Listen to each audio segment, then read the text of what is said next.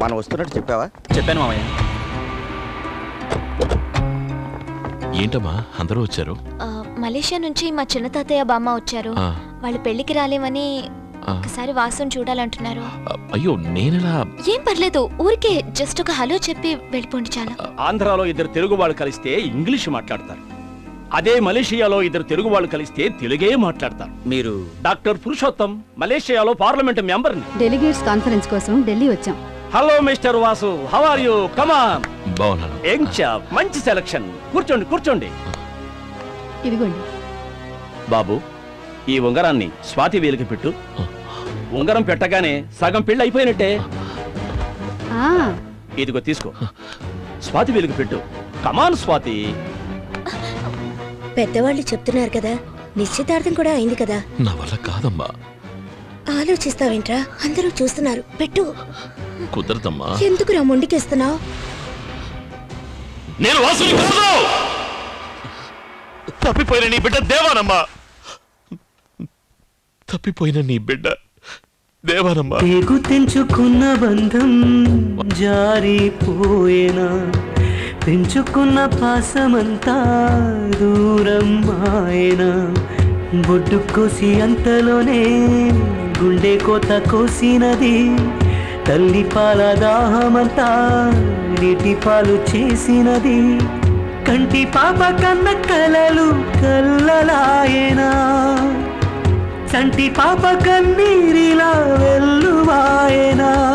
కన్న తల్లితో బిడ్డ రుణం తీరిపోయేనా, కలికాలమిల్లా కూరలు దించిపోయేనా.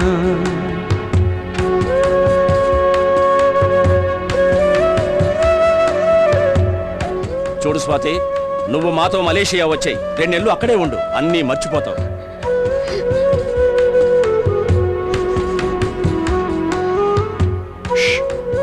నువ్వు ఏడవకు.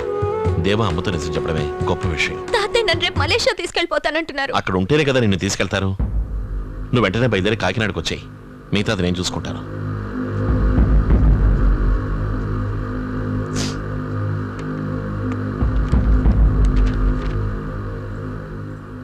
శాంతి, ఇంకా నిద్రపోలేదా?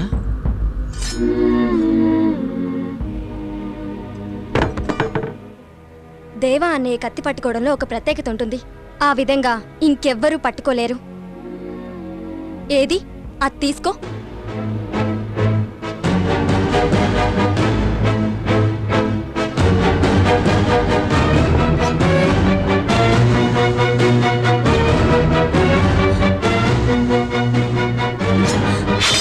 ఇప్పుడు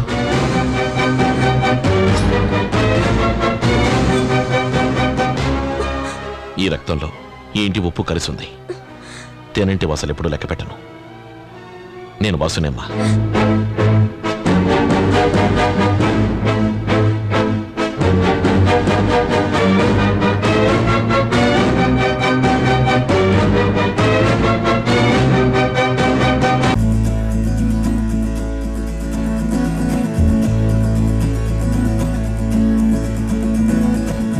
నాలోని పొంగెను నర్మదా, నీళ్ళల్లో మురిసిన తామరా.